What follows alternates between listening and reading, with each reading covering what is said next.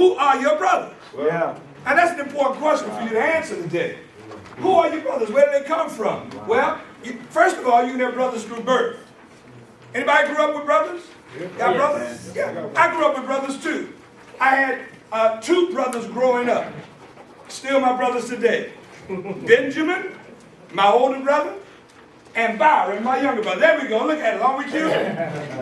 That's my older brother Ben right here. And in the smaller picture at the bottom, that's my younger brother Byron. We were known as the 3 B's. Benjamin, Brennan, and Byron. We were close. We were close for a variety of reasons. Not just because we were blood brothers, but we were born one right after another. Ben was born January of 1958. I was born January of 1959. And Byron was born December of 1959. Oh yeah, we were close. We were so close that growing up, how many of you guys grew up poor? Yeah, some of y'all know what I'm talking about. We grew up poor. We didn't have a lot of this world's goods. Matter of fact, we didn't have many beds in our house. So growing up, I shared a bed with Benjamin and with Byron. Whenever you saw one, you saw all 3 of us. We were always together. You find your brothers often in your birth family. And there we are as teenagers. You couldn't tell us we didn't have it going on. Now, I told you we were poor, but we don't look poor there, do we? I mean, look at us. Our hair's combed. We got on these nice suits. I hate to tell you we wore those suits every week, but they were clean. They were pressed. Those were my brothers. You can find brothers in your birth family, but not just in your birth family. Sometimes you find brothers through what I call common experiences. Yeah, they're not necessarily related to you by blood, but as you get to know them and as you go through life, you discover that you share things in common, that there are things that you like and you enjoy being around them. I discovered brothers like that when I started in school. If you look at this picture here, this is the picture of a basketball team I played on in school. And in this picture, there are 2 guys in particular. You see that white-looking guy right there? That's Sylvester. And then this guy over here, number 15, that's Calvin. Now, I told you about the 3 B's, right? Benjamin, Brennan, and Byron. But when I discovered brothers, because I had common things with them, I discovered a brother by the name of Calvin and a brother by the name of Sylvester. And we also called ourselves by an acronym. We were the original CBS, Calvin, Brennan, and Sylvester. That's right. And we went through school together and we shared experiences together. And because we did what we did together, we became champions. You're looking at the first undefeated basketball team in the city of New Orleans, and it was because we had anchors on that team by the name of Calvin, Brennan, and Sylvester. We shared things in common. We helped to inspire each other to be better. We weren't only good at basketball, we were also good in the classroom. Calvin scored the highest average of any student in the school. I scored the second highest average of any student in the school. Sylvester scored the third highest average of any student in the school. We pushed each other to be our very best. We encouraged one another not to give in and not to give up, but to keep persevering. And as a result, we not just excelled in sports, we excelled academically. I found brothers because we had things we shared in common. All right. But not just in school. I also found brothers in the church. If you look at this picture here, this is a recent picture from this past spring. My brother Ben, my brother Byron. You remember Sylvester?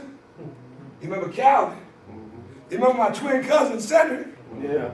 Let me tell you about Big Mike. Big Mike was a piece of work, y'all. And he was called Big Mike because he was larger than life. One of the biggest guys I'd ever met. And I met Big Mike at church. That's right. Church was where I found and discovered Big Mike. And there was something unique about Big Mike. He loved to laugh. He enjoyed life. And even to this day, I love getting with him because there's not a time that I spend with Big Mike that I don't find myself bent over, holding my stomach because I've laughed so hard. There have been times I've fallen out of my chair onto the floor in laughter because that's the kind of guy Big Mike is. But on one occasion we had left church My brothers and I and Big Mike, he was driving. He had this yellow old Chevy. And the Chevy had a chain-link steering wheel and a Bigfoot for the accelerator. Yeah, that's Big Mike's car. And we pull up to Big Mike's house. He's just going to go inside, change clothes. We get inside, and Big Mike is confronted by his dad. Now, his dad had been drinking and was drunk. And he started in on Big Mike. And Mike told his dad, you better leave me alone. And he said, you're not going nowhere. Big Mike said, yes, I am. And his dad grabbed him by the shirt and told him he wasn't leaving. And I watched Big Mike, and I'm telling you, he was a big man, a big, strong man. I watched him pick up his dad and throw his dad down on the bed, and he shouted at his dad, leave me alone. Big Mike got his stuff together, and we got into the car. Now remember, I told you, Big Mike always had us laughing, but this day Big Mike wasn't laughing. But I thought, I'm going to take advantage of this situation, because Big Mike's dad gave him some grief. And so my two brothers got in the back seat, I got in the front seat, and I started teasing Mike. I started teasing him about how his daddy treated him, teasing him about the fact that he and his daddy got into this altercation, and Mike looked at me with one of the most serious looks in his eyes, and he said, man, leave me alone. And I kept teasing him. He said, man, I told you to leave me alone. And I kept pouring it on and pouring, you know how we do sometimes. And suddenly Big Mike reached under the seat of his car, and he pulled out this revolver. And he said, I told you to leave me alone, and he pulled the trigger. And the next thing I knew was I saw this fire like coming out of the barrel of the gun. I remember crouching over and holding myself. I could hear in the back seat Ben and Byron, he didn't shot Brennan, he didn't shot Brennan. And I'm bending over thinking, is this what dead feels like? I mean, I didn't feel any pain. I didn't feel anything. And then I heard Mike laugh. It was the laugh I had heard all my life. The laugh I was accustomed to. And Mike said, man, that ain't a real gun. That's a blank gun. Mike had shot me with a blank gun. And I thought my life was over. That's the kind of brother that God planted in my life. And to this day, those brothers are still my brothers because we share things in common. So you may find brothers in your birth family. You may find brothers because you share things in common. Or you may find brothers through experience. Watch this now. Through experience. You ever been through something? No, I'm talking about something really good. Yeah. Maybe you got a promotion. Got a raise, huh? You know, maybe you're being honored or celebrated for something good that you've done. And you notice how people start to gravitate towards you when things are going well? You know, you bought a new car. You moved into a nice new neighborhood. You notice how suddenly folk want to spend time at your house? They want to sit in your man cave and watch the Falcons on your big screen television. You have an understanding about when times are good? Those are good experiences. People tend to come in rapidly. They run in fast. You have no problem finding friends and brothers when things are going well. But wait a minute. What about when things aren't going well? Well, it goes. Yeah, when the sun starts to set and darkness begins to engulf your life. What about when problems start to come in and you start to have troubles? You know what I believe? I believe, like the wisest man that ever lived said, a friend loves at all times, and a brother is born for what, everybody? Yeah, when I'm going through the hardest times in my life, that's when I need a brother.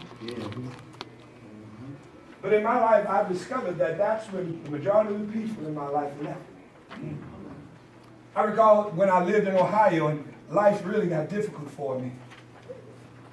And at that time in my life, I had lots of people clamoring to spend time with me.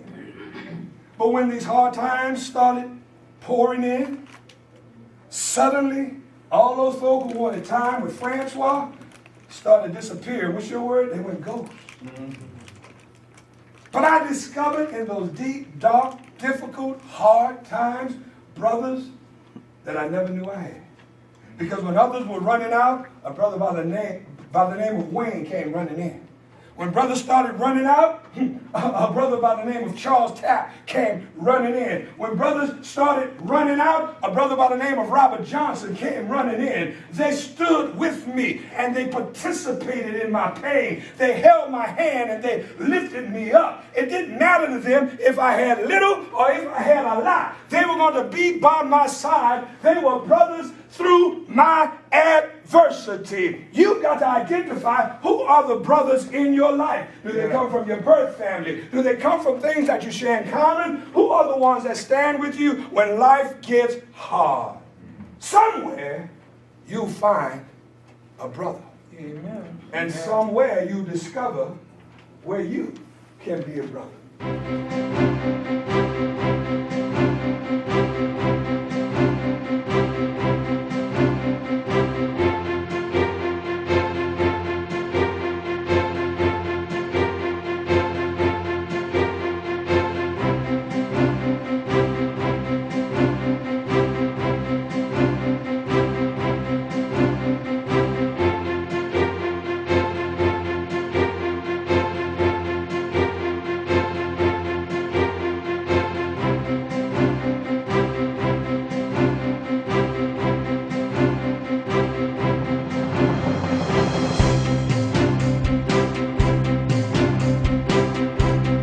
You can do it.